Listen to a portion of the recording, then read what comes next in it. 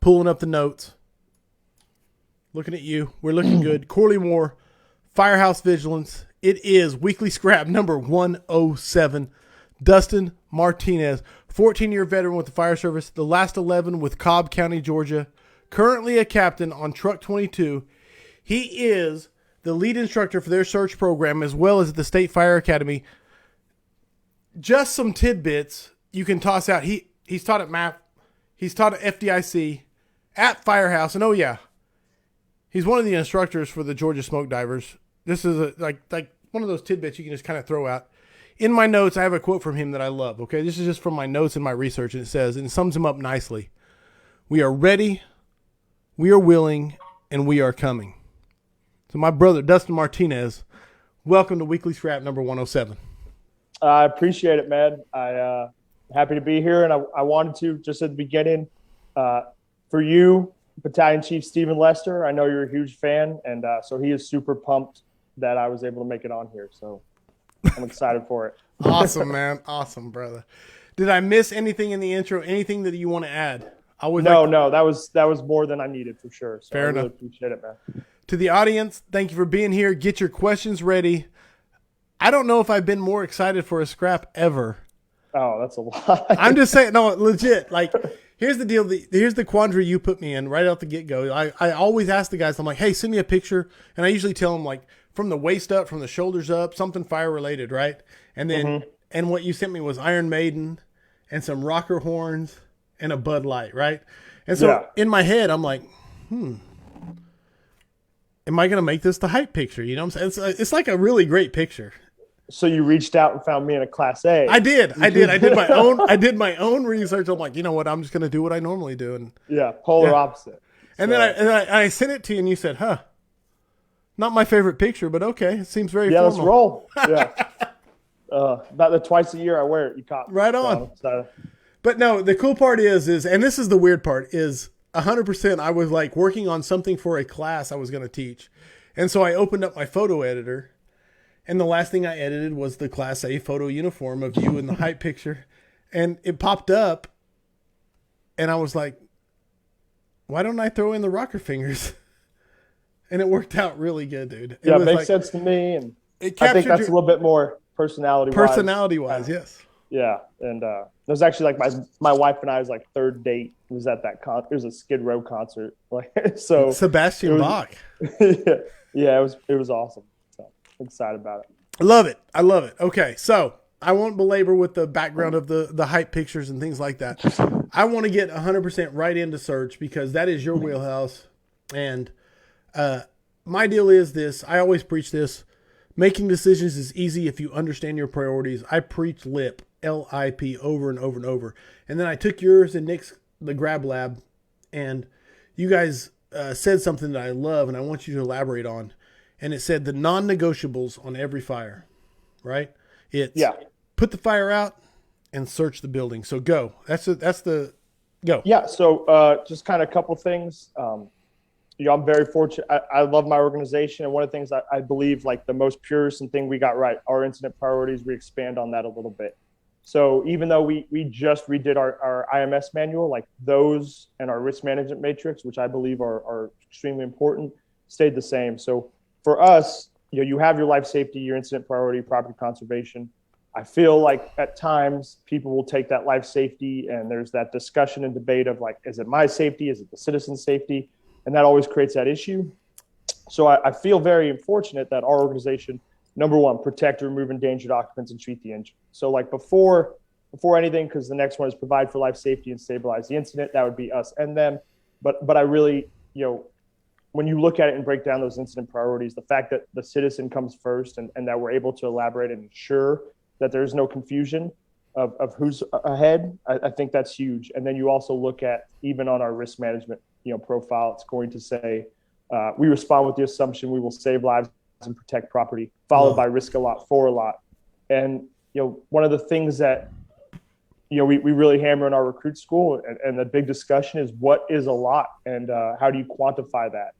And so, we always say risk a lot, save a lot, but does it really understand that means risk a life for a life? Right. And are we willing to do that? And as a company officer, are you willing to do that, or are you willing to at least attempt it? Right. And what level is that trade-off?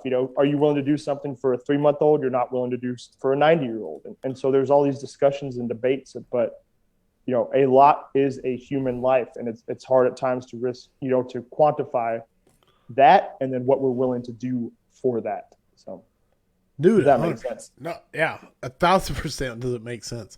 All right, I want to catch you up on just a few of the comments coming in. Tony Nunez says, "Finally, Sesh, laugh out loud. What's up, brothers?" Yes, we were working on lighting, sound effects, etc., the cameras. So sometimes you got to put up with it. Joey Hayes said 107 with an exclamation points. Jeff Luce says, "Dustin, I know him," because that's a Georgia smoke diver, so I guess you would. I just saw him in Chicago last weekend. So. Awesome. Just here to watch Dusty not wearing pants. I don't Me neither. Okay, fair enough. Got the glass of Jack, cigar light ready for another badass scrap. Let's go from Andrew McGinn. Love you, bro. Super proud. Bring on the EMS questions from Steve Lester. Bring it, brother. He's your biggest fan, I swear. So, Justin Frey says, "Let's go" with 6 O's. I might be miscounting. David Millen said, "My man." So, brother, we're off and running. I can't even keep track. BJ Breacher at Job County. He changed it up. So I've trained under Dustin twice, most recently at Search School in Aurora, and he knows his stuff. All right, so here we go. Always late Gator. I just want to reiterate. He just said, "Hey, he knows his stuff," but I think it's important. It's not mine. I plagiarize really well. It doesn't mean I'm smart. I can just kind of recite some stuff. So I'm going to try and give credit to where it's due if I can remember, and if I don't and I forget to give credit, I'm sorry. But I don't necessarily know it all. I just am able to steal other people's information pretty rapidly. So I want to put that out there. Brother, I feel that in my soul. And it's like the thing I lead every class I ever teach in is like so many people have made this happen. Yeah. And if I misattribute something to someone, please let me know. And if I misattribute something to someone that someone else learned, again, please let me know, because I'm quoting the person that I learned it from. Absolutely. Smoothbore Cartel, Kyle Ramaga said, "Dustin, hand delivered to me, hands down, the best burrito I've ever eaten." And I also gave him some Mexican food. Fair enough. There was both of those things.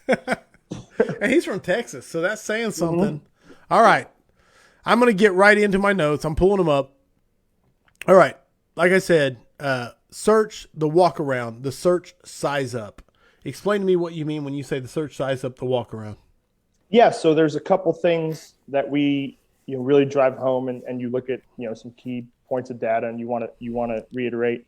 But first and foremost, we've all heard like that traditional search size up of like 2 a.m., toys in the front yard, car in the driveway, all these things where it's like, hey, somebody's here, right? We have to go.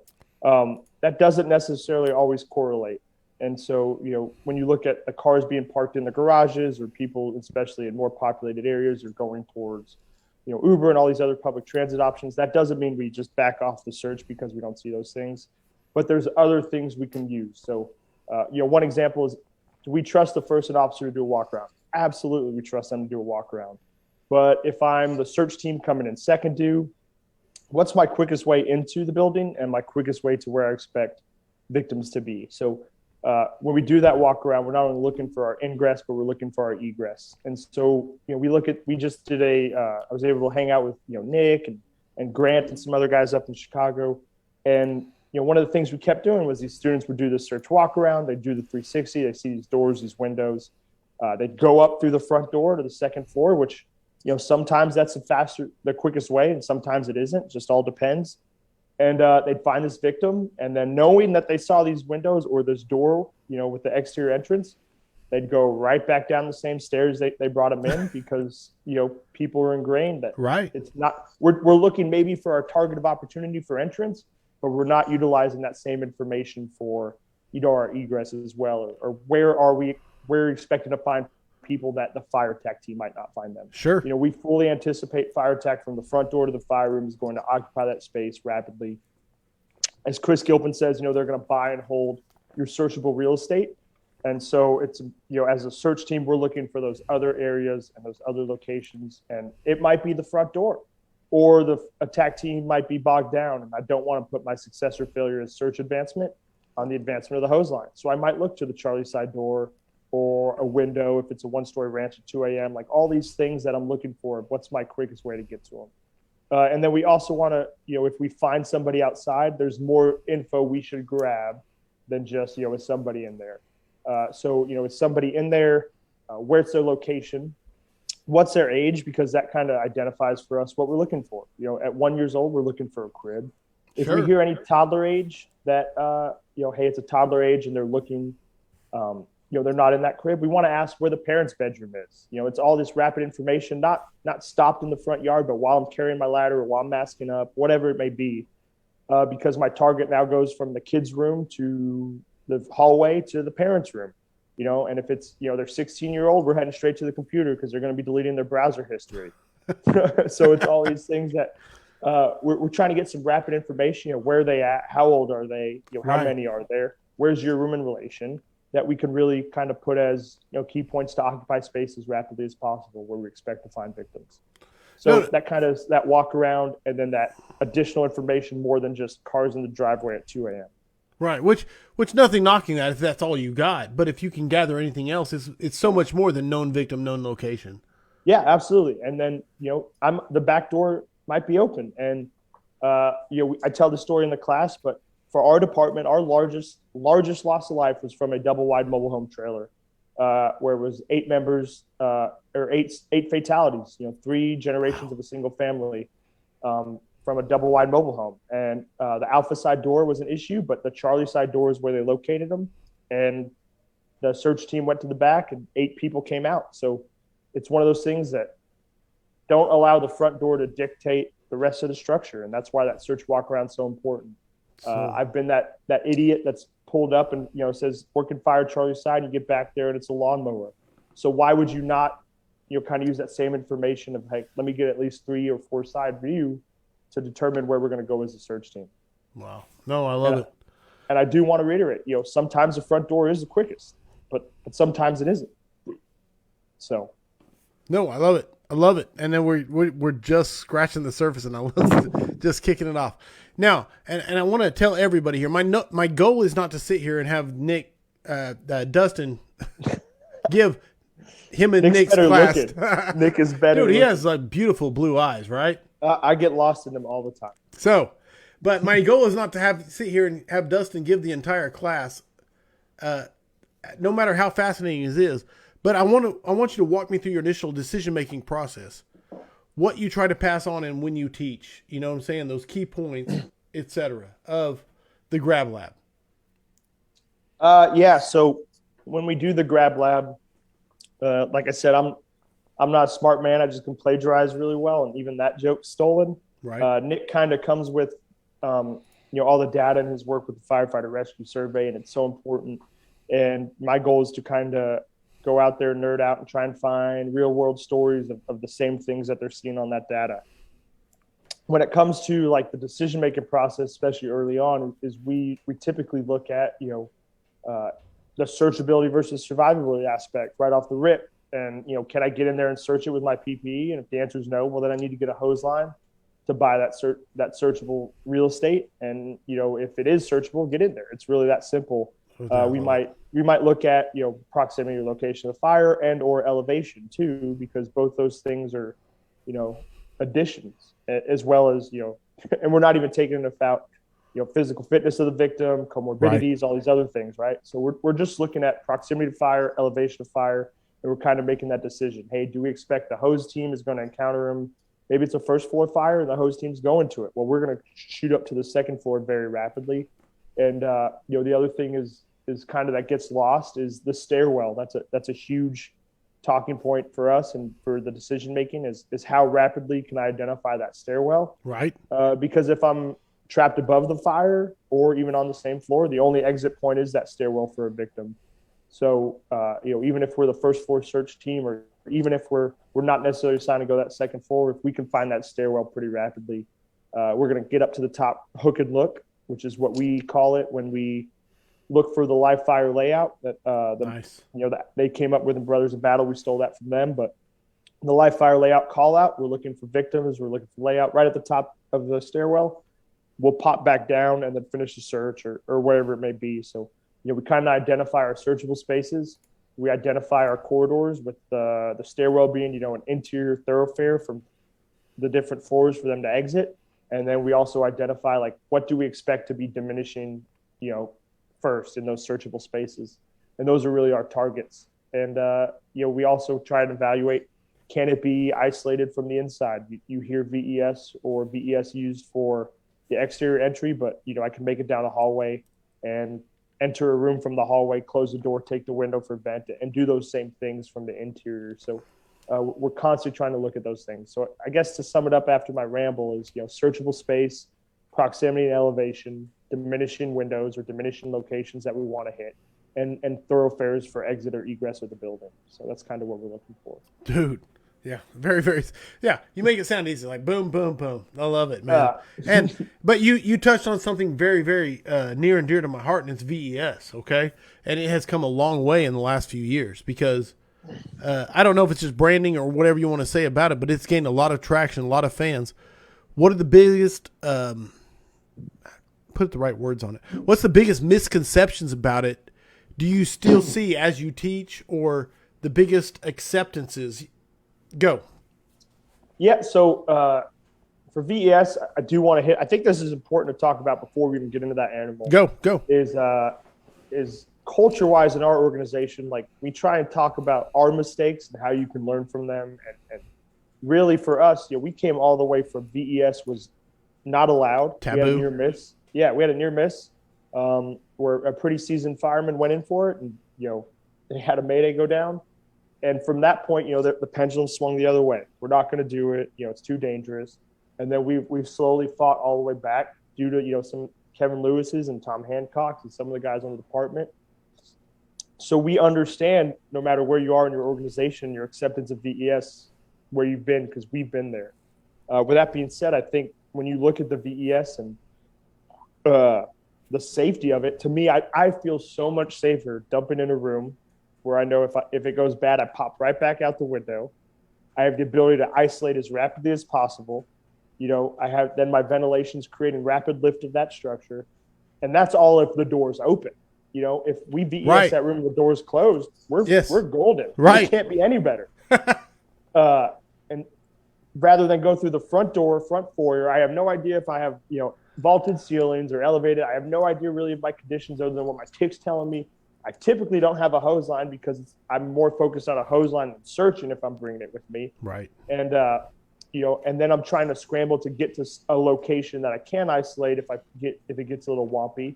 So what's safer? And to me, I feel so much safer dumping in a window, whether it's first, second floor, than being able to isolate myself. And I think that you constantly see that explanation, and people are like, oh, yeah, that makes sense, man. It starts clicking. I would say the biggest thing out there that I see, and I don't really speak on it, is the 1-man versus 2-man through the window for the initial team on the VES. And the only reason I don't necessarily talk about the 2-man, even though it's hard to argue, and I completely agree, it's faster to search the room, clear the room with 2 guys in there. My organization doesn't do it that way. And I would hate to put out information of, like, although this is what I do every day, right? We're not gonna talk about that. We're going to talk about what the ideal one is, because it's just not. I haven't done it. Right. We don't do it, and I don't want to put other students on the understanding of, like, hey, that guy's doing that every fire. We're not. And our organization came from no VES to, hey, this is our right and left parameters. This is where we operate. But once the VES of that room's complete, like, the ladder assisted search is the next step, where we're dumping the second guy in based on conditions, based on the attack team or ventilation or the exterior conditions and information. And we're just creating that front door on the second floor or first floor, wherever that VES team entered.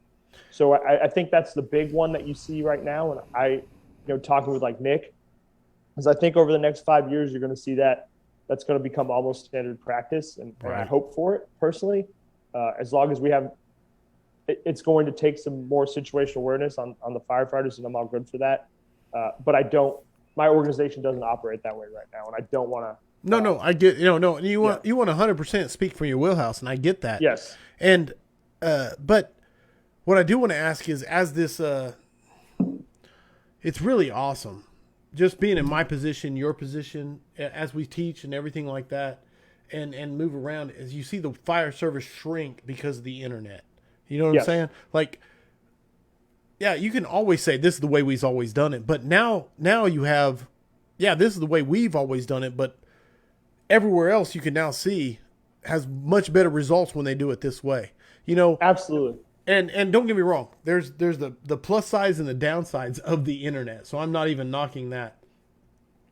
Yeah, But and that's where like you said, it shrunk everything. But you know, someone's like, hey, this department operates that way, and in what 30 minutes tops, you can have their whole policy and procedure in front of you. Right. You know, and you're like, they don't, or they do, and validates Right. and stuff, and then you add the cell phone videos out there that you're that everybody can rip apart. Everybody, and now Yes. Ring doorbell. I mean, it's Yes. opening up tremendously. So it's phenomenal. It's one of the golden ages as long as we do a good job of filtering the data. No, and if we can be honest with ourselves and say, hey, Yes. this is a Ring doorbell of what actually happened, not a whitewashed critique where everybody patted each other on the back and said, hey, we burned it to the slab. Good job, everybody. Yeah, and that's like what's the international call sign for like we didn't do well, but we're gonna wash it off of our hands when it comes to the victim. Like, oh, they were dead before we got here, and that's where it's like we just want to be. We have to be honest about ourselves. Could we have been better? Could we have been quicker? I know I've been on those incidents where it's like, hey, if we'd done this, I would have felt better about it. But yeah, honesty and I'm a huge fan of the helmet cams and the true self-evaluations from that and what they bring to the table. No, and I'm not trying to beat anybody up. I mean, because at the end of the day, we have the profession that, I hate the term plays, but we play for the highest stakes. You know what I'm saying? Yeah. I hate the term plays, but at the end of the day, that's what it is. And Nick, I wish I could remember the institute he was talking about. He was talking about they define high-performing teams as teams that make decisions in regards to life and death in under 300 seconds. And it's like, man, when you think about it, that would be awesome in some of our scenarios or incidents where we're dealing with that same decision in 3 to 30 seconds. So it's certainly a high-performing team with high stakes, and you just kind of have to understand that. No, 55 Fire, I think, made a post about it, and not to digress and go down rabbit holes, although that's what I love to do, is do it, bud. They made something about 6 minutes. You know, the 6 minute mark is basically, don't quote me, but it was something like 87%. If you can make the impact on the fireground for the victim in the 6 minute mark, then it was like an 87% survival rate based off the early data from the firefighter rescue survey. So the first 2,000 and Nick's work of breaking that down and all the guys work over there. It's phenomenal. Phenomenal. And I'm too much of an idiot to be able to recite all of it off the top of my head. Where Nick, he can not only do it in English, he can do it in 4 different languages.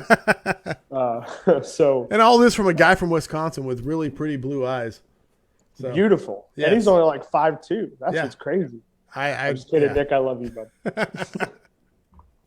But no, 100%. Like this was very early on. This was back in February when I was seeing that, and I was like, "This is real. This is the stuff where the rubber meets the road." You know what I'm saying? This is what validates what you are preaching.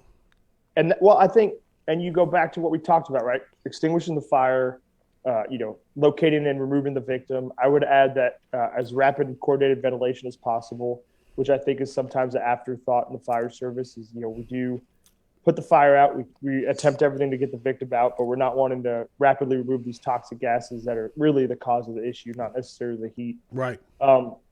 So I think that's like, as the triangle offense, as Nick would say, it's extremely important.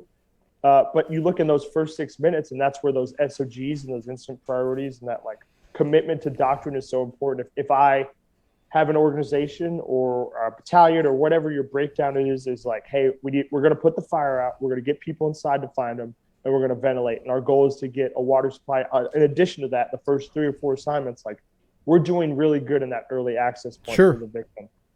In our organization, we have plenty of resources to do those 3 things or 4 things, including water supply. And others, they don't, so they have to make that decision. Right. If you go back to the John Norman's book, the fire officer book, right? It talks about it from like right off the rip. if you could perform attack, ventilation, and search at the same time, do so. If you can't, do attack and search. And if you can't, perform whichever one's going to make the greatest impact on the Fireground. So, it really kind of boils down to that. Dude, I love it, man. And not only do I love it, like just the way you rattle it off, but the fact that you pointed at John Norman's book, which is one of my favorite books, and said, hey, he spells it out for you right here. It's not new. No. I mean, dude, that's awesome. The only thing new in the fire service is Sean Gray's haircut, and it's atrocious. I'm just kidding. Sean, I love you too. That's okay. Every time I try and throw him a dig. I was not even going to go. I'm like, here's the deal. I read the thing where it's like, hey, if you have a fight what you fear t-shirt, don't come to my class. You know what I'm saying? Oh, God. Yeah. Like number 7 is if your first name is Sean and your last name is Gray. Okay. So I'm like, damn, this guy really doesn't like Sean Gray. So, I love Sean. I'm going, but then I'm looking and like Sean Gray sharing your post. I'm like, what? Yeah. What am I missing here? I was actually Sean's probie when I first came in, and nice. We had a lot of similarities. Like we both originally from the West Coast, kind of moved down there trying to find a job, and I absolutely love Sean. And I think if people truly knew him and knew how good of a fireman he was and what his intentions are, they'd like him as well if they would just talk to him. But we joke all the time. One of the slides in my class is Sean in like this UL fighter jet just dropping knowledge bombs. And you'd be shocked how many people, hey, I can't believe you and Sean have a beef. There's no beef. We love each other. And those little things, just the internet takes off. And it's really funny. We talked about the beauty of the internet. And there's some of the downside is we love to run with it. So. Nice. All right. Misconceptions. As you've traveled, as you've taught, what are the biggest misconceptions on search in general? All right. And let me qualify here and say, have we gotten away from the here, hold my boot heel, and we walk as the human caterpillar? Have we gotten away from that, or is that still a problem? I'm really asking. Yeah. So before we even get into that, I think let's talk about the 2 misconceptions. That'll be the second one. Okay. I think the first one is as a fire service, we love the term data-driven, right? We love to talk about numbers and data, and it's so important. And people are very quick prior to the firefighter rescue survey to start writing the victims off. They talk about like survivability rates, and they talk about all the things you're going to encounter inside the structure and how these victims are dead long before we got here. Where in the grand scheme of things, if data was the only decision maker, we would never do CPR because statistically, like they're not coming back. And that's the thing that we have to understand is we exist for that 12% when you look at the AHA numbers. For the successful, CPR, we're at 25% in the hospital. Think about that. You can have a heart attack in the hospital or cardiac arrest, and you only got a 1 out of 4 chance of making it, right? So when we look at these house fires, we're not fighting necessarily the same things. We're fighting lack of oxygen, airway issues, all these things that we have the ability to supplement, whether it's cyno kits or intubation or whatever. Lester, I'm talking your stuff now, right? Innovations but we constantly forget about that. And so you'll see people just want to write victims off because, hey, there's a small chance that they're going to make it. The fire service exists for the small chance. That's what we're always willing to do is the 1% because the data never really accurately reports, the possibility for survival of somebody. Okay. And then finally, after the firefighter rescue survey, we see these numbers where it's a massive amount of survivability because it's not a burn issue. It's not a hypertension, diabetes, or comorbidity issue. It's strictly an unprotected respiratory tract issue. And once we remove them and start providing them with supplemental medical care, we see these numbers go up. Your second point of, the victims on the wall, the firefighters on the wall during the search thing, I think you see it still constantly because at the end of the day, there's such a vast amount of departments, and it's not even the department's fault. There's a vast amount of requirements for the state's individual certification of their firefighters. Just to get them the cert. Yeah, I mean, and that's what you see states that require you to have a hose line for search. You see states where it's like clearly laid out. A hand is on the wall, a boot is in the middle. And so you're constantly going to see these of when the student is first introduced to the concept of interior search and rescue. That's how they learn. That's their muscle memory. And either we have to rewire them to learn the new skill or what we anticipate, or they're going to revert back in the greatest time for that unprotected respiratory tract inside the building they're going to fall back to what they learned at the state academy because that was how Right. they were taught and ingrained. Right. So you see it particularly still in some of those places where it's like small rural departments or departments where it's like the state has a very relaxed requirement, but an overly safe requirement for that operation. However, like we're talking about on the internet, you see the tripod position, or for us, we like the walking of the walls. You've seen these things kind of take off, and people are more understanding of we don't expect to find victims on the walls with our right or left hands. It's kind of counterintuitive to kick something in the middle of the room to only turn around and then put my hands on it and realize if it's a victim or not. And, like Tom Hancock told me, like day, one of my search in the rookie school is, hey, idiot, get your head below the smoke and utilize your eyes, which we very rarely talk to our students about. Is utilizing your eyes in the reach of a flashlight or those changing conditions to see what you actually have. Why does it suck to search on the wall? Besides the first guy's exhausted because his ankle's grounded into the floor, is because I'm constantly like doing this and my head's down and I'm never actually seeing what I'm going What's into. Going on? And I have no idea of this layout. And the back, I'm totally counting on that back guy and how far he kicked out to tell me other than how many turns I've made of where we're at inside the structure. And this is a complete egress search and an absolute minimum victim search. So I think you've seen a big change of it, but it's going to take a big effort for, especially at like state levels, when where you see these firefighter must search with a hose line, or firefighter must search with a full complement of tools, or all these things that create it almost impossible for the entry level firefighter to do what's best and to succeed. Yes, they're almost reliant on passing the state's requirement before they actually learn.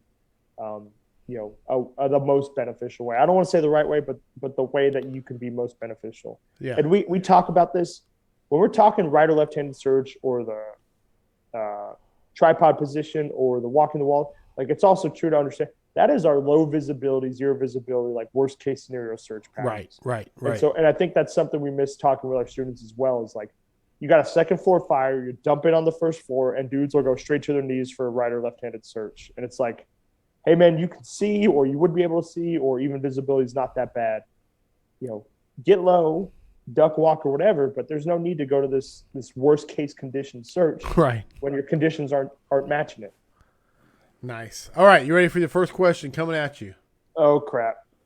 Who's putting angry faces? Holy crap. They figured out my system. It might be gone. Me? I'm gone? No, you're not gone. I already lost my first question, which was basically, if I can remember it, but it's gone. It's too late. I'm scrolling. They defeated my system. 100%. Myself and Dustin have discussed this in the past, and he opened my eyes to this topic. Can you discuss the common misconception that, this is coming from Kyle Romagus. He said, crap. Can you discuss the common misconception that all victims will be the same color in the tick for the audience, please? Yeah, so I do want to give a shout out to Sam Hiddle, because he is way smarter than me when it comes to thermal imaging cameras, and he explains it 100 times better than I ever will. And so I'm going to have to try and reconnect with him and just keep asking until I'm no longer an idiot. But we do have our thermal imagers in our county record. And so prior to that, we were basing it strictly off theory of what are we seeing in burn buildings. And people were all over the place. Hey, your victim's going to be cooler in the environment. Your victim's going to be warmer than the environment because they're absorbing heat. Your victim's going to be washed out, whatever it may be. Well, we were able to pull some of this video from victims in actual incidents. And we've seen victims that are warmer there in their environment as the hose team made the push to the seat of the fire, coating the walls, cooling the surfaces, all these things. They reach this 90-degree angle and they see the victim that's actually warmer than the environment that she's in. The other thing is the human body actively emits body heat.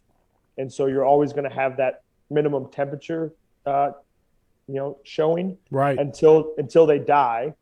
And then they start dropping, and then they start mixing back with the actual environment that they're in. So there's all these different stages as well when you kind of nerd out on it.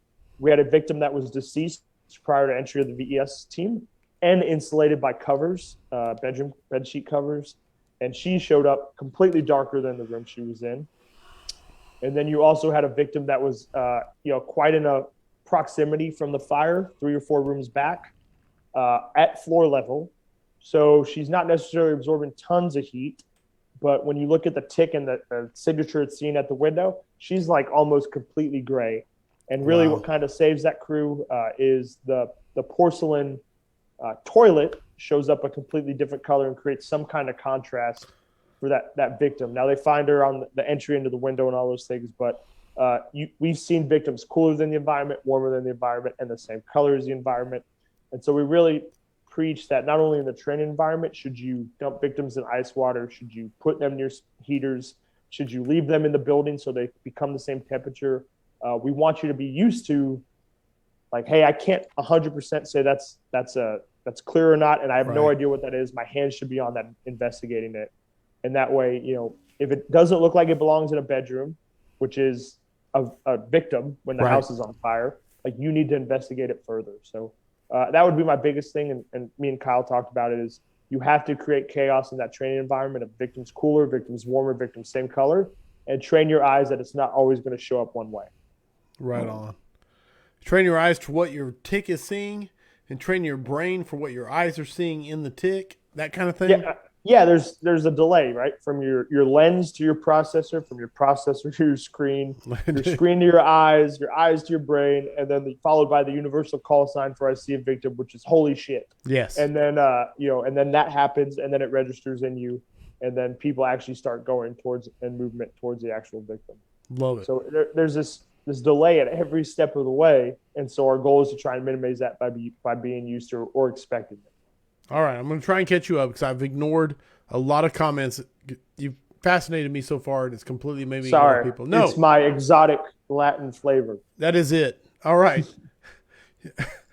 Ben Hepner said, "You're fighting percentages all day. There's little risk to performing CPR." So they're talking about things we talked about earlier. If you can see it, it's searched. That's from Tony Nunez. I think we can all agree on that. If you can see it, it's searched. Staying on the wall is a great way to stay oriented and a terrible way to find victims. That's Smoothbore Cartel. That's Kyle quoting John Norman. Yeah. Poor initial instruction on technique. This is from Justin Fraze. He said, poor initial instruction on technique, not teaching recruits the how and why to search in the most efficient manner based on conditions. BJ Breacher says, I'm checking, I'm catching up, guys, okay? So just bear with me. Looking for shapes, not colors, comes from Edwin Jimenez. Nate Furton said, let me write the curriculum, bro. We'll get them right. All right, so there we are. Nate knows what we're talking about. All right. Yeah. That's his neck of the woods where they have a lot of things with hose lines and tools and all these other things. So here's the best question. It comes from Cole Weiss. Oh, man. All right, he said, best question, comma, how did Dustin get so purdy? And that's with a P-U-R-D-Y. I got so purdy by doing the International West Virginia call sign, which is, although this is Coors Light, it's going to be a push. And that's to my boy Cole Weiss right there. Shout out to him, Sean Hughes, all the Oath Keepers, Chris, all those dudes. They've been, instrumental, and they do a great program up there in Ohio as well. So there you go. Shout out to them as well. 1,000%. I'm trying to keep up. I'm trying to give credit to as many. I mean, so many people have helped me. It's hard to keep up with how many people have impacted me, and I don't want to miss any of them. So Andrew McGinn said pretty right and everything. So. All right, I'm going back in here into my notes. Sorry. Dude, I love it. One of my favorite topics, absolutely, without a doubt, is impacting the culture in your department. And this is the number one question I get probably week in, week out is, I'm a fired up firefighter. I'm a fired up whatever. But my captain, but my chief, but whatever, but my culture. And it's the number one question I get. How do you impact the culture at your own department to go about changing the approach to search? So there you go. Here's a soft toss. Yeah. Soft, right? It's a huge issue. No, 100%. It's a huge 100%. Right? One of the things Kyle Smith always told me about the fire service is like the rudder size never changes. The ship size does. Woo. So, if you have a 2-station department, it's an easier way for you to make that change because you don't necessarily have the massive amount, right? That turn could be a little quicker. However, that doesn't mean it's going to be easy at all. First, and I want to say it's Gagliano that I heard this from, but I don't want to misquote. So that circle of influence, right? That's the one thing I heard pretty early was like, hey, you can focus on getting mad about 3 or 4 levels up from you, and it's not going to change a damn thing. So like we can start with like, okay, maybe for us, it's like, hey, numbering the walls.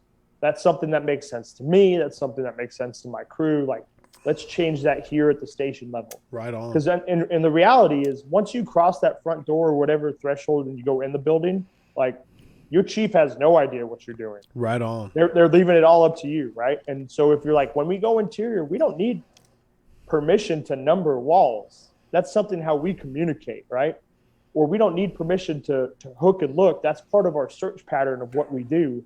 And his biggest concern is, is my defroster on because the visibility isn't so great in this battalion car. So once you enter the front door, you have the ability to make the impact interior where it actually counts. From there, you'll start seeing, the impact. And it might be at the station level to the station next door. It might be, a captain or battalion chief being like, bro, you guys crushed that. Let's make it better.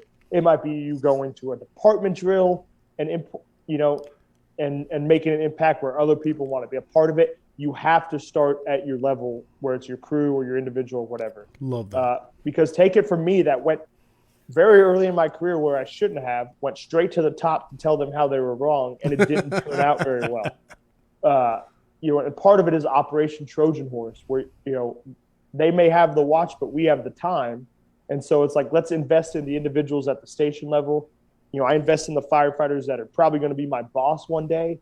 And I want to make sure that they know it. And then when they move up and they elevate, it's like, hey, that guy, that old dude, in 20 years may have been an a-hole, but he at least knew what he was talking about and he made an impact on me. I'm going to make sure that trickles down. So I think people, you can impact a lot on the Fireground very rapidly. When it comes to your organization, it's a long game, but it really boils down to like deeds, not words. Like Boom. Once you perform well, it's going to be seen and it's going to show, and people are going to want to be a part of it. Like everybody wants to be at the cool table, so that's your goal is to be part of that. If that makes sense. No, dude, it makes sense so much. I really want to catch up here because Tony Nunez said, I seen that chuckle, Corley. Have that problem in your battalion buggy, laugh out loud. And I don't know, because as you speak, dude, you just knocked it out of the park 100%. And if you were nailing it, then it's like people that aren't a part of it want to be a part of it. You know what I'm saying? Yeah. No, they desire. And I love the rudder. And that's probably what I was chuckling. I hope that's what I was chuckling at, was that rudder versus ship analogy, man, because that is such a beautiful analogy. Not mine, yet again, stolen from the great Ginger Kyle Smith. So thank you, Kyle. 100%. 10%. All right, I'm going to catch you up. But no, I hope that answers that question, dude, and you knocked it out of the park. I wrote it down, 4046. We don't need permission. Yeah. And unofficially, some would say that the difference between freelance and foresight is the outcome. Unofficially, that is what some might say, right? Officially, I would never say that, but okay. I didn't know if you were going to clarify. If you were if you were going to unofficially clarify. Yeah, unofficially, like you have SOPs, you have SOGs, you have things, right? Do I need somebody to tell me after water's on the fire if I'm elevated above the fire to take a window? I think that all that stuff is handled before the fire ever starts, and that conversation should happen before it ever starts. So there's some people out there that are like, hey, I really like to give the order, and it may be my inexperience showing. And let me say that right off the bat. I don't have that much time on compared to a lot of dudes out there. But I think that if the preparation builds all these things in, then there is your permissions. And when we have people with experience or in senior roles and they predict something, how many times have you been on a Fireground where you're like, you see somebody willing to or doing something, and in the mind you're like, what is this guy doing? And then the positive impact happens, and you're like, hey man, great job. Like it's the difference right off the rip based on the outcome of freelance and foresight. And so. And does that really come down to expectation? And does the expectation come down to competency and confidence? Yeah, right. Did you set your left and right parameters of what's no go, what's a go in regards to on the operation on the Fireground? And then once we understand that and we understand the why, and they do it, what's the big deal? Personally. Right. And when they understand the why and when they understand your because you're a captain, correct, on the truck. Yeah. Once again, I'd like to say very under a year as a captain. So right on. There's a lot of guys out there with more experience, and that, we value that. For sure. No matter what, dude, you do not have to qualify. This is a scrap. We do rabbit holes, and you do not have to qualify. 100%. I appreciate the humility, but what I'm saying is if you set the expectation of this is what I expect, like, and I'll throw this at you, just me and you talking here, and with everybody that's listening, but is bottom line. I was talking to a major yesterday, and he was saying, I really want to work on our bread and butter fires. If I'm doing a 360 and they're at the front door and they hear something, I want them to be enabled and empowered to make a call without having to check with me. You know what I'm saying? I feel like decentralized commands probably that's it. Hammered a bunch, right? Like Jocko's book is the hottest book out there for the last 5 years, and everyone likes his deep voice anyway. So his podcast is like up there. But when you really boil down to it, like the guy nearest to the issue is going to make the most accurate assessment of the problem he's encountering. So my goal is to train my firefighters up prior to the incident. Right. And then when they encounter it, like they're going to make the decision based on those parameters. I can 100%, talk about when I made lieutenant company officer, it was so much more fun to see my firefighters crush tasks that we had trained on, or make decisions when I was off, or like they were in those decision-making capacities, and just crush them. That was 100 times more fun than being on a nozzle or whatever. Right. Because you're like, boom, they get it. Right. And so I remember distinctly watching my driver's helmet cam on this fire they caught when I was off. And it's like, he's on the outside, they're coming up. They see steam conversion. They're like, water's on the fire. It's like, he's like, dude, take the window. So they start outside vent right off the rip based on, the communication on the Fireground, what they're seeing. And we had talked about it, right? You're the outside vent man. You're waiting for a good knock. He sees a knock, steam conversion, takes the window, and is like, and we just drilled on that and removable burglar bars, and they do both on the same incident. Right on. It's one of those things. You get that Fireground chub watching that stuff. Dude, I love the term, the Fireground. Dude, yes, Fireground chub. All right. Wise nuggets of knowledge. Awesome. Howard Reinwald said, outstanding guy. 10% of pressure, 100% of the time from Brian Schwab. They may have the watch, but we have the time. I am catching you up. I'm going through here because I saw a question. What is a good resource? This is from Dirk Daniak. He said, what is a good resource for search training if you're not able to go to conferences or invite subject matter experts? Yeah, so there's kind of that same internet phenomenon as you can certainly find it out there when you look at certain pages like Search Culture or Justin McWilliams, Nick Ledeen, Grant Schwable. All these people out there that are teaching it, you can start on their social media accounts or their handles or wherever it might be. That's one of the main things. If you would like, you can reach out to me. I have a Google Drive. I'm more than willing to share you kind of all of our search. And for us, that's our search program from the recruit school level all the way up to like the fire officer level. So decision-making on the search down to the task level and all these things. And our class has always been, this is not ours to keep, it's ours to share. So take as much as you'd like. Love that. With that being said, like the other thing, and we'll answer it later, I'm sure, is like these small conferences are doing so much to bring such good training across the nation.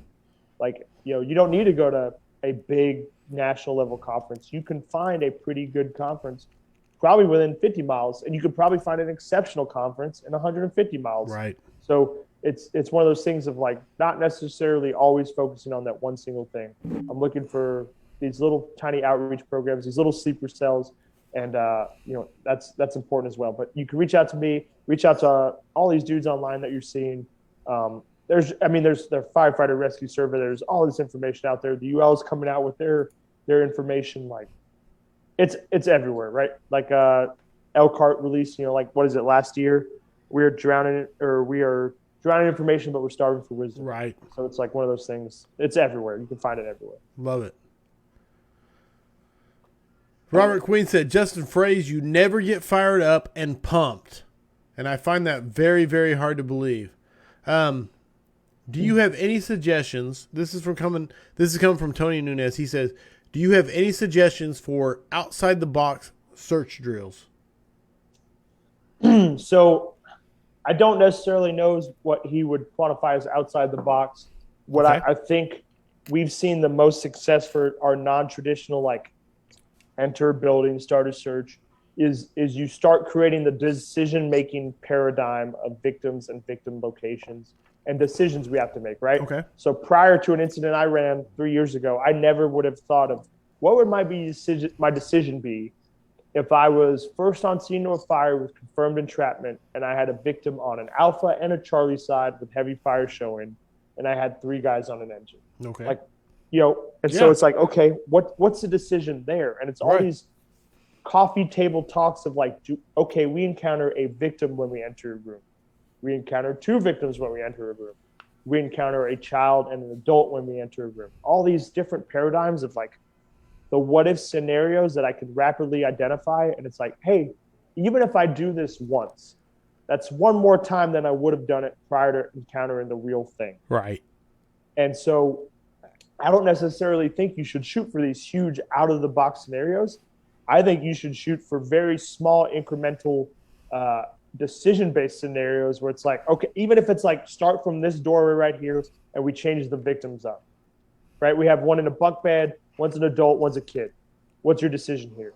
And then let's go back and reset. And it goes back to like, okay, you have 2 victims here and they're both large. Like what, hey, maybe it's close the door, take this window, and this is our room that we're exiting. Okay, you encountered a victim in the hallway. Are you taking them back down the stairs? You're taking them into this room. Right. And making all these little tidbits of like in the actual scenario where you encounter them. What we always preach is your immediate best bet, your 60 seconds, and then your extended long-term plan. So like it might be immediately for me to pull a victim into a room and close the door. Right. And then my 60-second plan is to take the window and get the victim's head out the window to clean air. Right. And then my long-term plan is get a ladder or get them out of that actual window. Right. Or it might be, protect and play. Or it might be call for a hose. Or it might be like, I have 2 victims. I have to make the decision here. So it's all these things of I don't necessarily, and brother, please reach out to me and we can talk what maybe an outside the box scenario is. And it might just mean my lack of experience or me being an idiot and 3 beers in at this point. But I truly believe it should be more focused on like, hey, the individual incremental decisions. And that way when we encounter it, it's like, hey, that recognition prime decision-making type concept where like I might not have encountered this scenario, but I encountered something pretty freaking close. And from here, I'm going to make it. And so, going back to what we started that conversation with, I know now what I'm going to do with 2 victims on 2 different sides of the building and heavy fire showing from the Alpha. I may not know what I'm going to do when I have 3, right? But it's probably going to look something pretty similar to my 2 victims. Yeah. Right. So right. No, 100%. And sense. He said, Tony said something other than your typical search drill of someone in bed or on the couch. But I see where you are going with that, and I'm following. Thank you. Yeah, but so, I mean, you could have like you add, and you see it across the country. People add in realistic victims like meeting you out in the driveway, meeting you at the front of the pad, right? So right off the rip, your scenario plan of like, hey man, we're gonna go in there. I'm going right, you're going left. It's thrown off. But now we're practicing like, what do I ask under stress? Of where are they at? How many victims? Where's your bedroom located? How old are they? Or it might be like I encounter a victim like 5 feet in. What's my decision? Do I leave them? Do I start CPR? Do I dump them off? Do I continue searching? And the goal is to always pass them off as possible, right? But never to leave a victim in the front yard, with nobody doing any medical care. And by the way, and that comes up of what is the discussion of police officers can do CPR. There's these other things out there that what we might not be thinking, right? That are outside the box, per se, of how do we utilize our resources to the best advantage. So I think you can really build on it of like, hey, I encounter a victim in the front or somebody in the front yard, tell me where the victim's at. Or then it's like, I hook and look and like an incident we had a victim 10 feet in the building. We pull out, and they tell us that nobody else is in there, and then 3 minutes later, the search team is finding the mom and pulling her out. Or we had one where they encountered the mom in the front yard, and she's got burns to her, and she firebombs the house. But then, 20 minutes later, she or what was it? I can't even remember the time frame.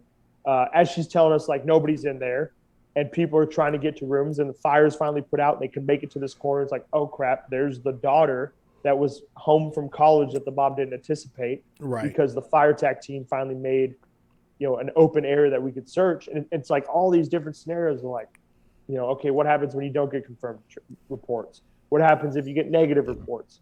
What happens when you find the first victim 10 feet in? What happens when you find a victim before you made it to a level? All these things that I think you could throw in there and just build your scenarios.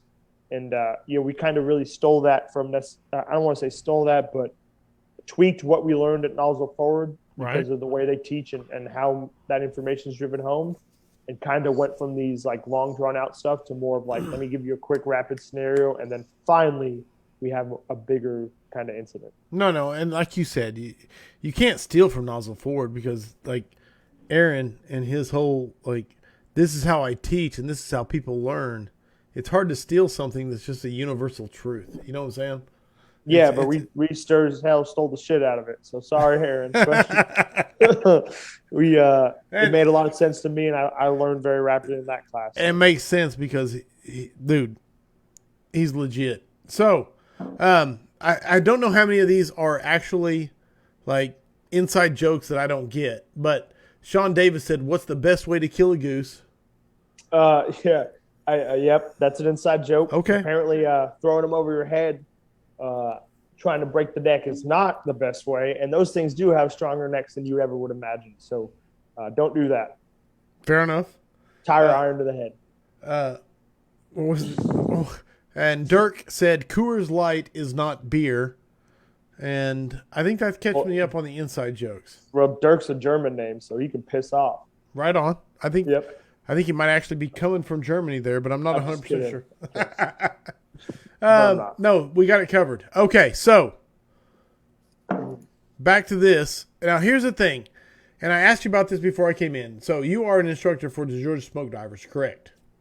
Yes, I do. Help instruct and kind of help with that program. I'm not high up there. I'm not big name or anything like that. I'm just a lowly grunt in the organization. Just a grunt, grunt GSD. I get it. So my point is like I put out a picture of you in a Class A uniform, which we already talked about the whole Class A uniform deal. But one of my buddies called me and said, "Dude, you have Dustin Martinez coming on the scrap." I was like, "Yeah, I think the guy's cool." You know what I'm saying? He's like, "No, you got Dustin coming on the scrap." And I'm like, "Okay."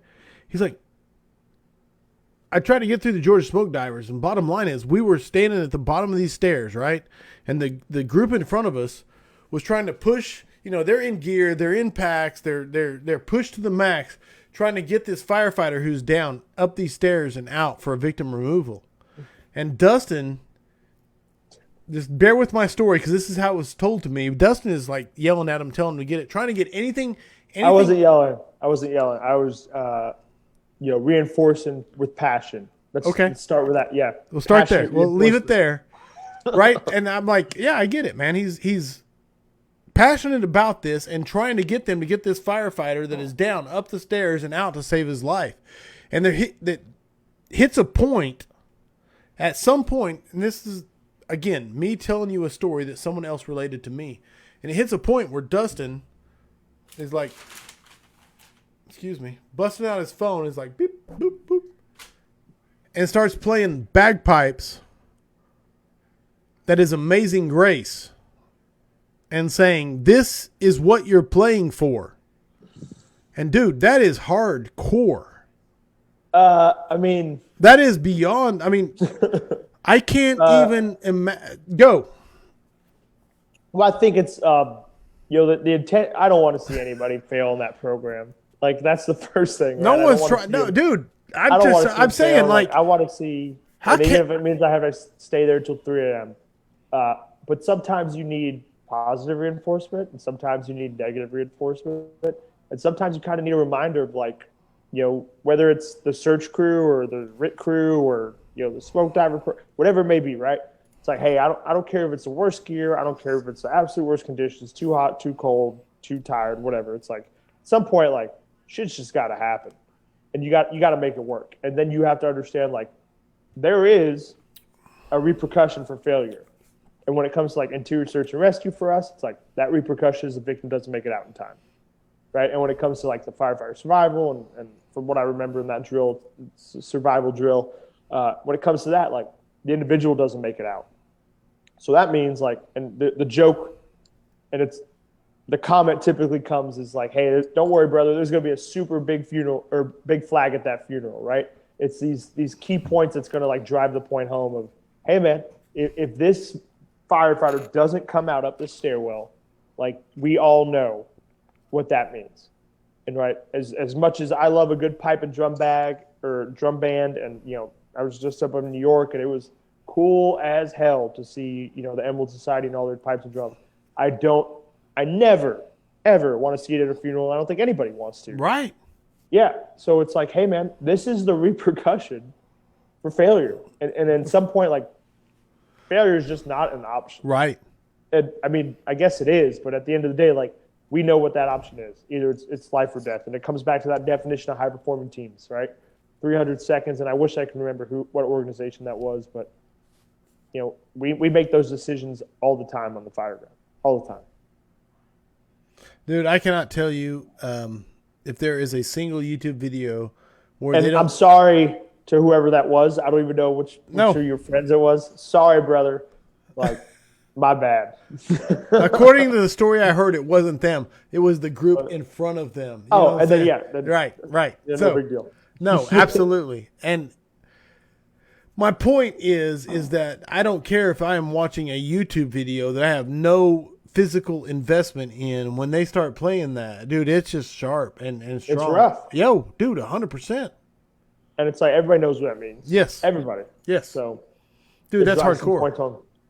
I don't know if it's hardcore. No, it is hardcore. It is. 1,000%. It makes the point. You know what I mean? So, Andrew McGinn said, not yelling, enforcing with passion. Love it. And I'm stealing that quote. John T. Wiggins said, perspective. And Justin Frey says, so much passionate reinforcement. So, that's it. We're waterboarding with passion. Waterboarding with passion. All right, let me see if I got any other notes here that I want to throw at you. Thoughts on, the recruit school search program. People coming into the fire department now. Are we winning? Are we losing? What do you think? I mean, I don't know if winning or losing. It's difficult to describe. I don't want to put you on that pendulum. I'm just saying, what do you think of the recruit school search program we have going? For us, it's something we value. Actually, we just wrapped it up Friday for us. So we do a Nice. 4-day search program is our recruit school. And, I wish it was, 10 days, right? But it's not. But I do think 4 days, when you look across the nation, up there Pretty in the solid. time frame. Yeah. Yeah. So for us, it starts from the lecture level to the crawl, walk, run phase. We start with basically the introduction to VES, even start with the decision-making process. So, our guys might not as recruits be making decisions 3 months in, 6 months in, but as we see like the constant rotation in the fire service today, like you might be riding a 2-man rescue and you're the senior guy with 12 months on because, a medic transfer comes in or whatever it may be. So we see this, and so we want to drive home for our recruits. We have key points that we'll talk about here in a second, but like we'll go from that crawl, walk, run, introduction of skill, speeding it up, and then we'll change the location from the training center to this acquired structure type hybrid facility. So we take away their known layouts that they have in the recruit school environment, add candy smoke, then we bring them back and do live fire on the last day. And I think people are starting to understand, like, hey, we're failing if we just teach the state standard. We have to teach the real world standard, right? What's going to be successful on the Fireground. And the sad thing is, short of these states where they make it impossible to get by without doing like a hose line or like this insane complement of tools, these states, if your department standard for the most part is higher than the minimum standards of your state organization. So, just your state may say like you have to keep orientation or keep in contact with your partner, but it may not define like physical, visual, verbal contact. And it's like, hey, if we do these things, we can actually operate within the state standards and get away with it. And I think that's one thing we need to reevaluate is we need to push obviously at the state level of what the standard may be, but we also need to be like, hey, do we supersede the minimum requirements? And for the most part, in any medium to large organization, your requirements are going to supersede them. We hammer some key points with our recruits, and most of these are completely stolen from other people. Right. So I want to fabricate that. No. So it starts right off the rip, right? So what they're constantly repeating from day one is things like, where do we search? And we'll say a key prompt and they'll return it because right. In 4 days, they're going to forget 90% of it. But it's like, hey, if they remember these little things, like then they go like, okay, I remember what to do here. And then I'm supposed to follow with this. And it just starts branching off. So we start with like, where do we search? And the answer is everywhere. When do we search? Every time. And then who searches the stairs? Everyone. Right? Those are 3 key points we hit that we want. And particularly that stairwell issue of like, although you might be the first floor search team, you encounter a stairwell to the second floor. Who hits it? You do. You're right there. That's a common thoroughfare. Get up, hook and look, get down. We'll recite like the hook and look, and they'll say live fire, layout, call out, right? And that's the same things, right? We're looking for victims. We're looking layout of the room, fire or smoke conditions to communicate and or identify where the fire is at, and then call out to identify a victim and listen to see if they're there. We stole from Ben Schultz, because I know it's him for sure. Nice. Time is our enemy, speed is our weapon. Yes. And we utilize that to kind of make sure they know, like, they have got to go. And that's our nice way of saying you are slow on these evolutions right now. So we'll hit that point. We will take them for identification and do walkarounds and meeting victims and all these things that they're going to encounter in the real world. And we'll say, when others see windows, we see opportunity. I want to say that was Brian Olson we stole that from. No, I actually have it written down. It is Brian Olson. There you go. A closed door is an open opportunity, Brian Olson. Sorry. Okay, so close. Damn near close. We'll say, hey, when others see windows, we see opportunity. Yes. So we don't want our guys to only think that like the front door or back door is the only option. Right. If it's 2 a.m. on an aluminum ranch and there's one window that we got to hit, like just go to the window. There's no need to. Right. So it's some of those things. We where do we search? Everywhere. When do we search? Every time. Who searches the stairs? Everyone. Hook and look, live fire, layout. When others see windows, we see opportunities. If time is our enemy, speed is our weapon. And those are really some of the key points. And then find a victim, find another. So we want a quick, rapid sweep around the victim when they locate them. But we do know that when you look at the numbers, like it's like last I had checked 1.7 for single-family dwellings. So if you find a victim, it's like 1.7. You'll find actually 1.7, and I believe 2.5. And those numbers do change a little bit, but on multifamily dwellings. So we want them to quick, rapid search around the victim, not the rest of the room per se, but a quick sweep to see if there's a child or another victim in there. And so find a victim, find another. And then we even stole from McWilliams and them where, you say victim, victim, victim 3 times when you locate a victim. And that way they're paying attention. And the only things you see is, 3 times is maydays or victims. Mayday, mayday, mayday, victim, victim, victim. Dude, and now they know, like, boom. Yes. My attention needs to shift. Pay attention to me. And then instantly it should be, victim, victim, victim, and then I got it or I need help. Right. And that way we know, the other guy, does he become the bird dog to lead the person out and or air traffic control to handle radio ops and the actual like coordination from the outside? Or does he need to just bump up and be like, I got a big one and I need some help here on actually moving this victim? Love it. And because they never put the big ones on the first floor, they build it out, they frame it out, they crane them in, and then they put the roof on. They're always on third floor or whatever. So. Third, 3 a.m., 300 pounds. Yes, third floor. Yes. Without a doubt. No problem. And the pit bull attacks you in the breeze. Yes, 300-pound pit bull. Andrew McGinn said, in what phase of the crawl, walk, run do you introduce the tick without them getting too dependent on using the tick? So they have a tick class prior to us where they kind of get introduced to it. And we really introduce and only utilize the thermal imager in our recruit school environment, more on the large area search portion. So if they're doing like a simple like 1 or 2 story or VES operation, although they'll utilize the TIC from the SEAL position, which is our ops, the crew is not necessarily using the thermal imager unless they're in an oriented position in the recruit school environment and or a large area search pattern. So it's that way we want them all the way down to like, okay, you only have a flashlight or you don't even have a flashlight. You know, your zero visibility, worst case scenario, foot on the wall, walking the wall search for us. All the way up to like you encounter this large area, which is really kind of the chaos in the environment. Right. Like that's the one that we never really prepare for, or you have taglines or whatever. And so we introduce the thermal imager pretty heavily on that. And then the oriented position where one person's holding it. And we want to reinforce, even at the recruit school level, the decision making. You know what I mean? Like you might be the 3-month guy, but you and your officer are doing a split search and you encounter a victim in a room. Like we can't have you sitting there staring at it, waiting for your officer to tell you what to do. Right. Like you have to make that decision. Like victim, come to me. Let's close this room. Let's get the person out. I at least have to make the decision to let my officer know like what I can do now to be best for that victim. Love it. So, we try and introduce that pretty early. And even though they might not utilize it for the next month, year, 10 years, whatever, they at least have some familiarity with making decisions at the search and rescue level from the recruit school. Absolutely. So I'm going for low-hanging fruit here. And what I'm saying is you are obviously very big on what is the best chance for victim survivability, right? Yeah, I mean, I think that's the goal, right? Like 100%. And so bear with me as I throw this.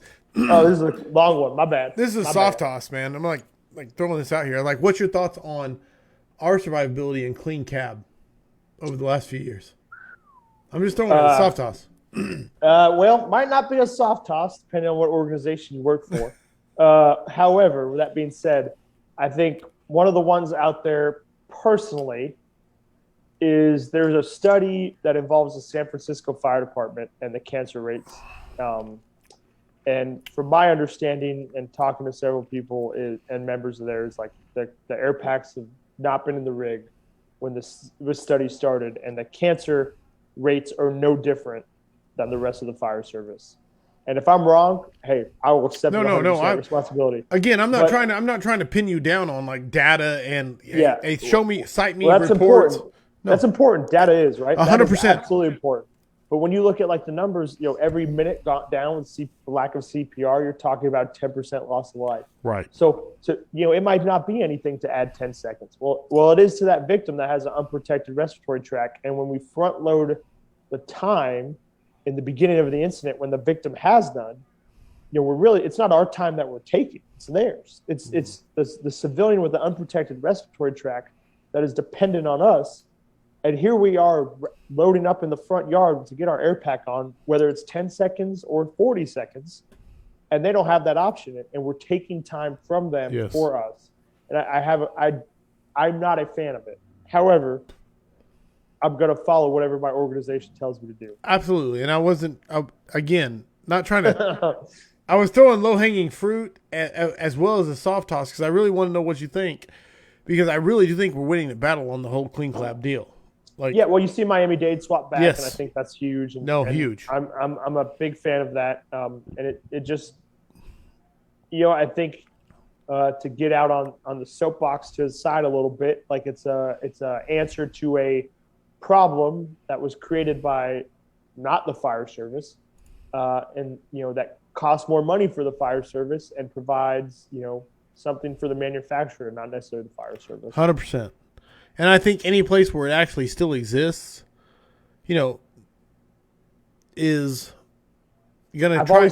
They're going to try and slide under the radar that the fact that they still exist that way. Does that make sense? What I'm saying? Yeah, and I mean, like we're going to train. Like if tomorrow it shows up at my station, I'm going to train the best I can to make it as much time as I can. And I'm going to do whatever I can to try and take that away. Because at the end of the day, like, my wife wants to make sure we stay in our house, and my daughter wants to make sure she has food to eat. 1,000%. But with that being said, like that doesn't mean we can't be opponents or vocal about why we necessarily feel the way we do. And I think that's a big key component that we need to discuss. I would also, when it comes to it, like, you know what? Never mind. I'm not going to go there. We're good. You're good? Yeah. I didn't know where good. you're going. You know what I mean? Okay. 100% up to you. Yeah, we're good. Okay. This is what I want to ask you. Is there books that you think firefighters should be reading? I'm a huge proponent of reading. Absolutely. And is this one of the ones that like I should have prepared for, or is this like search stuff, or is this strictly like no, 1,000%. What are you reading? What do you think other people should read? I don't care if it's firefighter related. Yeah. No. So I actually did prepare for this question because I started, listening, and I didn't want to mess it up. So let me get my phone out of the ones that I think the 3 key ones. I did 3 of them. 3. Yeah. Because, and you could edit it out or whatever. So for me, Dude, one we're was live. We're live. So you got whatever you could. You'd be like, "Hey, Penthouse number May 1968, best ever." But go. For me, one was Outlaw Platoon by Sean Parnell, and I was like one of the first leadership books I was turned on to, and I actually read it before I ever made rank, and I was a driver when I read it because Kevin Lewis gave me the book and he was like, "Hey man, you got to check this out. It's a pretty good book." But Kevin Lewis, Dallas, yes, Texas. He's a Cobb County Battalion Chief. Okay, I'm checking. I got a Kevin Lewis written on here that just making sure. Go ahead. There's tons of them. I'm sure it's a common name. No, I get it. I get it. Go. But it kind of comes to this, for me. He gave this book, and it deals with a young officer, which.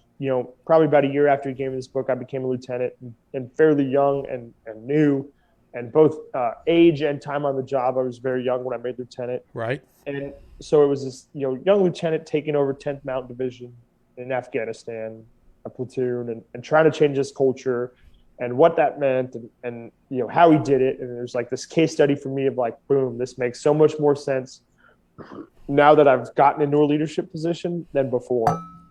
Great book before, and then it was like, dude, I get it 100%. So Outlaw Platoon, and it just really talks about like, what he did to change the culture, when to back off, when to hammer them, to let them know the expectation right up front and ensure that it's being handled. Like, bueno, it's not necessarily like your extreme ownerships or, Start With Why or these other leadership heavy books that might be, but it's to me a big case study. And as a young officer, as a new officer, and trying to kind of, when I came to a new station, I wanted to change a little bit of that culture. It was a big book for me. So dude, I love hearing that. I love hearing that, especially when I haven't heard of it. So go ahead, go. You said 3. The next one's going to be The Talent War. And for those that are kind of familiar with Jocko and all that stuff, they should be pretty familiar with this one. But it's by Mike Sorelli and George Randall. And to me, this hits a key point we'll talk about later, I'm sure. Okay. But about recruitment in the fire service and identifying key candidates and quality candidates and identifying like successful matrices in your organization. And this book, it starts with the key premise. And I've never been one to try and compare the fire service to the special operations in the military. I think that is such a far stretch to try and make that connection because they're very different. As much as some of us want them to be the same, they're not. Right. But they bring up this key point of if the military was to recruit off special operations experience for their organization, they would never be able to recruit anybody because no one has special operations experience until they train them on it. And so I think that's a huge thing of like. No, that's huge. That's a huge mind. I mean, yeah. And I think I love that so much. It's not necessarily how do we identify like someone that has experience or someone. What's a quality candidate that we know is going to be successful in our organization? And how do we identify that? And how do we quantify that? And where does that start? And where does that end? And it talks about, getting human resources involved and all these things of like, to me, that should be the standard gospel of bringing people into our organizations. Right. Because we are, I think, as a fire service, having that issue right now. Beautiful. Third book. And the third one is Leaders Eat Last, Simon Sinek. Yeah. That's a common one. Yeah. Yeah, I'm sure everybody knows that. No. Yeah, just the line in there right off the rip when it's like, I know no organization that's been successfully managed out of any critical incident. Right? It's always led. So Dude. I love that book tremendously as well. So. No, and I take extreme umbrage with that book because there is a rash of fire department company officers who refuse to make their plates until everybody else has made their plates, right? And the point isn't about eating after your guys. Like, read the book. No. Read the book, God damn it, and then go in there, okay? Like, if I'm announcing, hey, I'm last, does it drive that key point home? No, it doesn't. No. Like, it's like, hey, man, you're good. Yeah. And although it's a very small component, 100%, which is important. And before I ever read that book, I just give credit to him, John Elliott, who, he was an officer, and he did it like without reading this book, whatever. He just ate last every time. Right. And it only took 2 or 3 shifts, and he didn't gloat about it. He was just quiet. He's like, "No, I'm good." And then people started realizing what was happening. Right. And then after that, right, what happened? It was like that the firemen became accountable with each other, like, "Hurry up, man, eat so LT can eat." Right. And it was just like one of those things that, like, he was doing it before I ever read this book, but it was never for the reason to announce it. Right. It was No, the reason 100%. Brothers, you were doing the workload at the base level. As it caught, like what I learned. Yes. I learned in the military, right? You want your officers first in the fight, last in the chow line. Your NCOs, same thing. It was like that guy understood right off the rip. Like, the workload is being handled by the lowest common denominator in regards to the rank. Like, we want to support them and make sure they're ready to go right off the bat. No, 100%, man. Because there's not enough red helmets that can get anything done.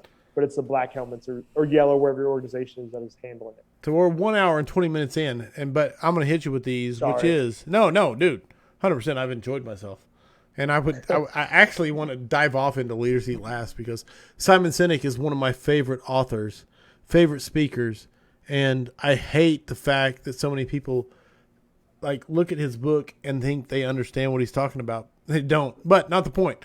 I'm trying to stay away from that. We had the 5 questions for firefighters. These are completely 100%. The answers are your opinion. Okay. I'm looking forward to hearing what your opinions are. I pass out the points 100% arbitrarily on whatever I feel like at the time, depending on how much Modelo I've had to drink. So keep drinking. Mr. Dustin Martinez, are you ready for the 5 questions for firefighters?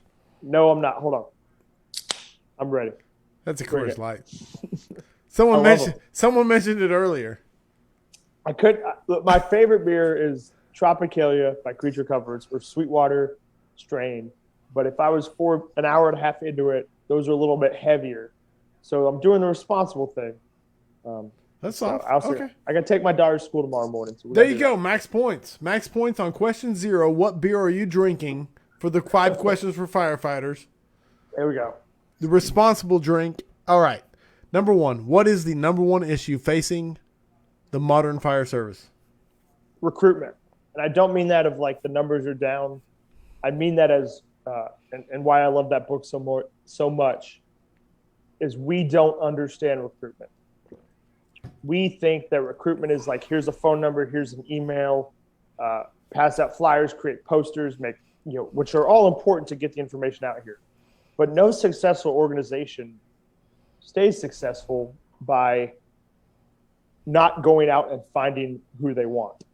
And I think that as a fire service, we're so all in on trying to get as many candidates in and try and make that decision, which is important. But I think we are so bad at going out and identifying what a quality candidate is and then trying to find where they're at and drawing those in. There's a headhunter for every private organization in the country that wants to be good. But when it comes to the fire service, we don't have them. So I think that's one thing like we're missing the mark on is recruitment of personnel. Dude, I love that.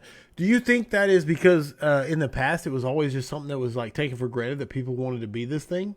Yeah, absolutely. I think there was that. And I think that as we see necessarily like the correlation with like higher education is a priority and trade jobs that are going down. Oh, yeah. And brother, let me preach. Go. I'm a millennial. 100%. Like I came from a subdivision.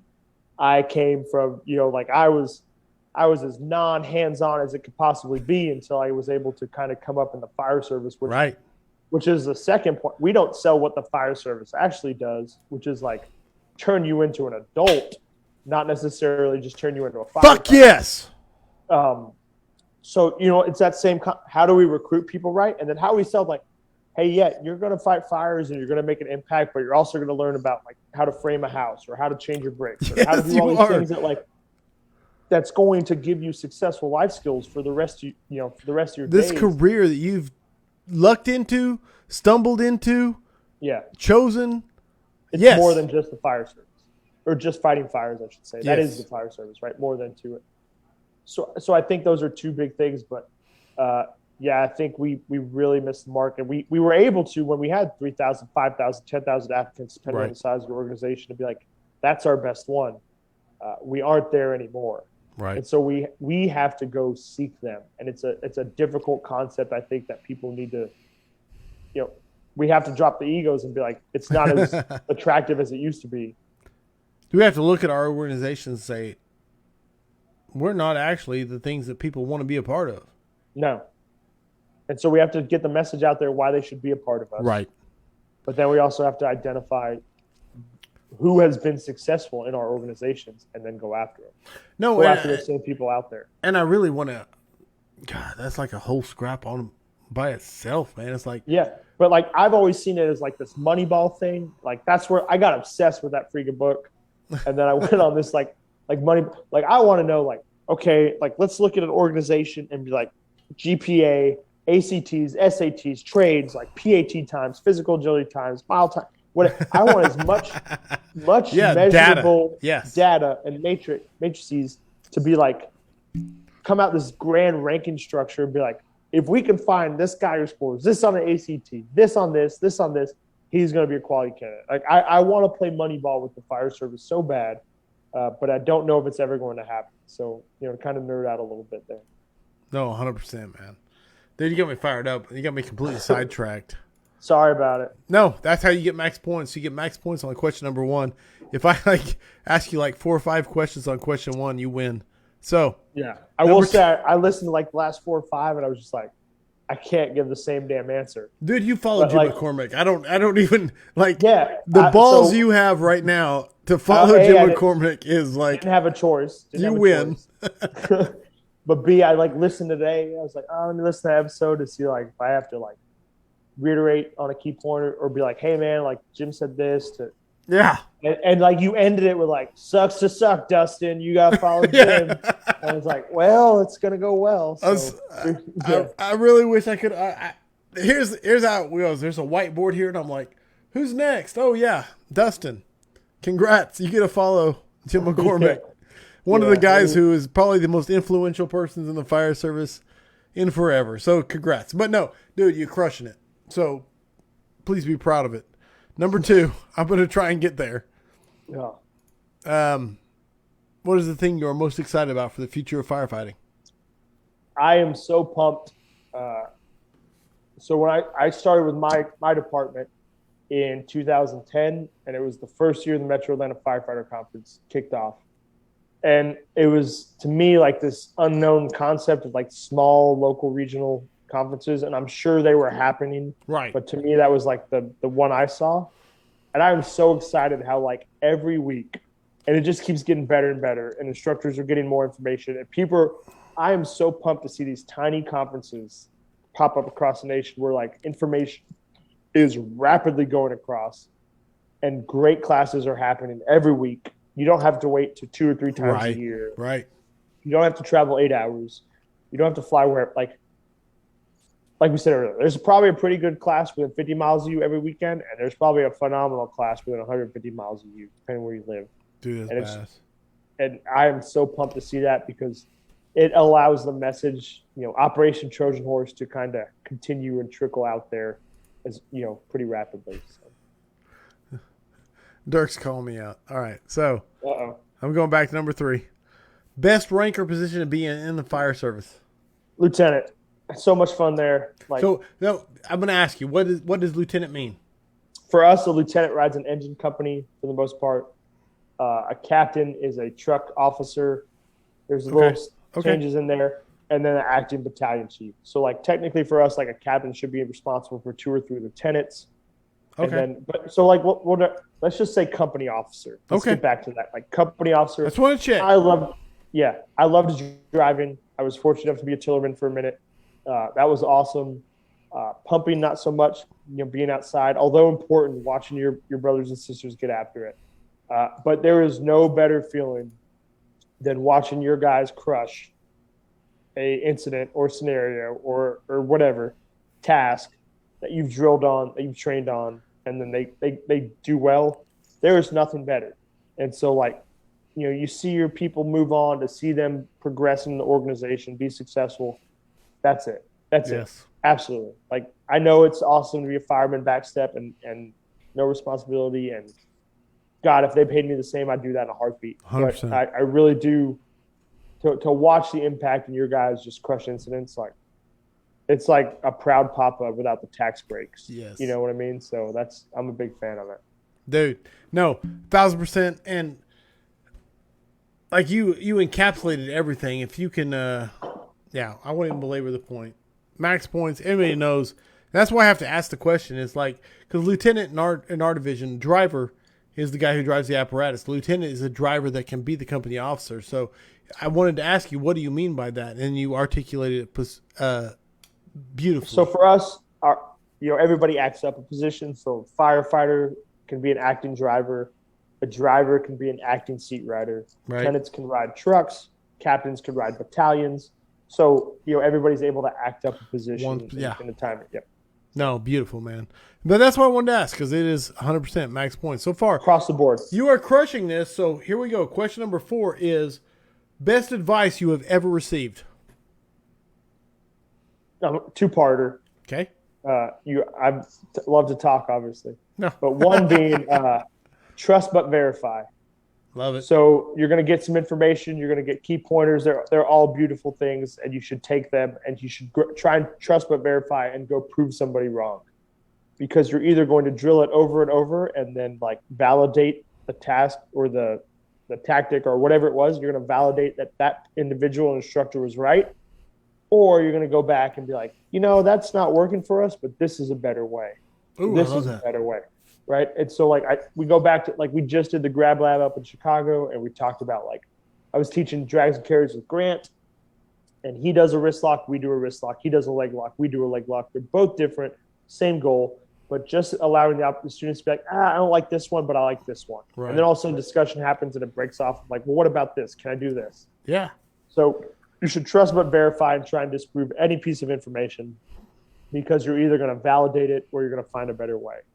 And I think that's important. And the one that I got from a mentor of mine, David Rhodes, was the hardest thing you ever do is survive your own organization. And I don't think that's one where I love my department and it's not a negative. Right. But every organization has the lowest 10%. And there's individuals that will drain you. There's individuals that if you get focused on them, you're going to lose the passion, and you're going to lose why you love the job, and you're going to lose the focus on making the people worth it better.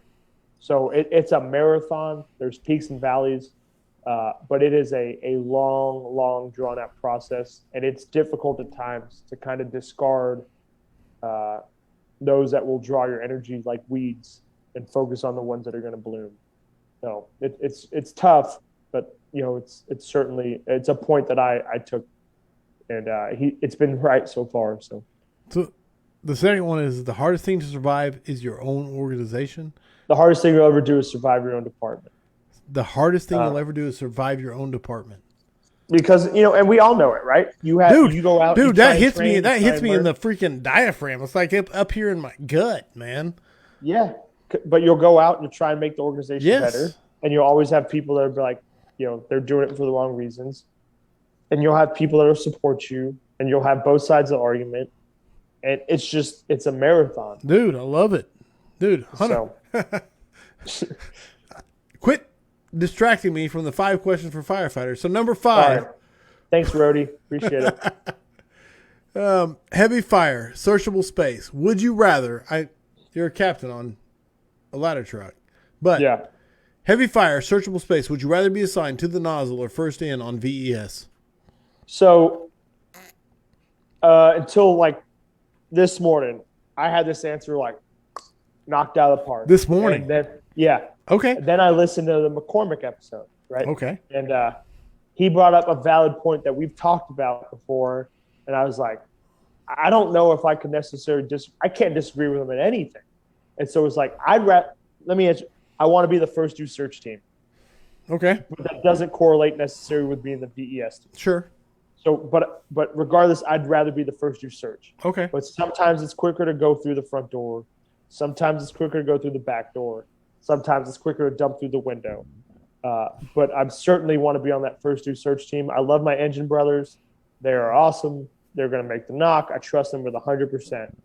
But I'd much rather be that first due search team because it's at the end of the day, it's what I'm passionate about. It's what I want to do. And it's hard to talk about it. You know, it's hard to be like a quarterback and then like the game in your hands, be like, we're going to check down to a draw and hand it off. Like, what? At some point, you got to go for what you're talking about. So, right on. First due search team all day. I like it. I like the answer, dude. There it is. 5 questions for firefighters, according to Dustin Martinez. I don't think you didn't. There's not a single one you didn't get max points on, so that's a max points answer. I really It doesn't matter if everybody gets max points, though. Then like, it's watered down. I know, dude. You're so nice. You're so nice. No, I try so hard, man. Did you realize the quality of people you're up against? Oh, they're phenomenal. Like, no. I shouldn't be on here. Shouldn't be on here at all. I just wrote Nick Ladine's coattails all the way to the top, and I want to make sure. Like, this podcast is the golden corral of firefighter or Chuckarama, depending where you live at, of firefighter information. And I am like the Brussels sprouts that nobody touches until it's like, I guess chicken wings will be out here in a minute. Right. Someday they'll get some gravy out here where I want it. No, my point is, and I'm not sure if golden corral is a compliment.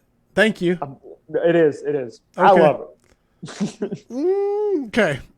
Brother, I'm trashy. Don't worry. No, you're fine. 1,000%, dude. You crushed the questions.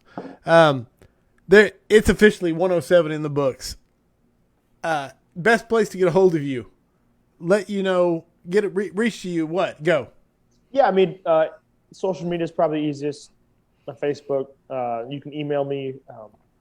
Dustin.S.Martinez@gmail.com. That's probably the quickest way. I try and get back to as many people as I can. There's some oversights. I'm sorry about it. Email me a reminder. I'll get back to you. We are willing to turn over every piece of information we have. We're working on some stuff right now, trying to make like videos of every key point we do in our recruit school environment, our fire officer environment. It takes some time. There's a lot we got going on. So, and if you have, we started Reformation training to kind of just as a funny name with a funny logo, and it's gotten bigger than we ever thought it would be. And with that being said, like if you ever, one thing we do allow is people like, hey, I want to put this out. I want to put this out there, but I need to remain anonymous. Like send us that stuff. If you want credit, you're more than welcome to. If you want to remain anonymous, we're here as a medium for you and your organization. So that's kind of what it was. It was a little bit of the underground. It was a little bit of the younger guys that like, hey, I have a point I'd like to get off my chest, but that's pretty much it. Also, make sure you follow Camps of the Squad on Instagram. Those are my friends. There you go. Yeah. I love it. What do I want to throw about the scrap? We got coming up a few days from now, Dane, y'all, OKC, Fire Department, training major. Following that, Nicholas Papa, I say Papa, but he is coming out with Ventilation book. It's out. It's there. It is amazing. We're going to break it down. And then after that, Dave McGrail. I'm super excited about that. That's what's coming up. Danny awesome. Dwyer. Hey, you know what? Just cancel him. No one likes that guy either. No one likes him. No, terrible fireman, worst realtor. Cancel him. You're from the Atlanta area, apparently. I am. Yes. Okay. Yes, I am. Okay. Then it's de facto. Lock it up. Where am I at? I'm pulling up my notes. Completely distracted. Let's don't scrap. Get online. They're scrappy. Get a book. Dustin Martinez, brother, Reformation. I love it. I don't think I could throw another question at you that I would. Yeah. I'm really glad I changed the picture. Here's the deal. Moving forward, I really want people to try and get the picture that captures their personality. And if the personality is a Class A uniform, I'm good with it. If the personality is rocker horns and an Eddie t-shirt and a Bud Light, I want to have it. So that's a little bit more my style. And I'm just glad we were able to come to a consensus on that one. And I'm so fortunate to be here. I feel like I don't belong. And there's some big hitters on here, minus Danny Dwyer. That guy's awful. But besides that, like I'm so glad that you were able to put me on here. And dude, I really hope he responds to that. I may even. I want you to. I don't know if you can see this. It's important to me. Let me bring it up, dude. Please. Because I watch you. I'm not making it up. Okay. He's in. I don't know if you can see this. He's in my phone as shitty realtor, great fireman. So I want the world to see Danny Dwyer's in there. November 4th, Danny Dwyer gets to respond to Dustin Martinez's call out. So awesome. Everybody, please tune in and be there. Here's the deal. Mutts don't scrap. That's all there is to it. I'm going to be in Georgia, in Athens, for the Bears of the Oath, number 3. I'm super excited about it. First in Fire Conference in November. I'll see you there, buddy. Which one? Bears of the Oath. Oh, dude, I'm so excited then. 30 minutes from my house. So love it. Right up the street. Awesome. Okay, there it is. Everybody, audience, I know I do not give you guys enough attention. I blame Dustin, 100%. My fault. It is. And so there it is. Thank you, guys. I hope the tone stays silent unless it's burning. Please stay safe out there. I love you all. Thank you, Dustin. Number 107 in the books. Appreciate it, brother. Thank you.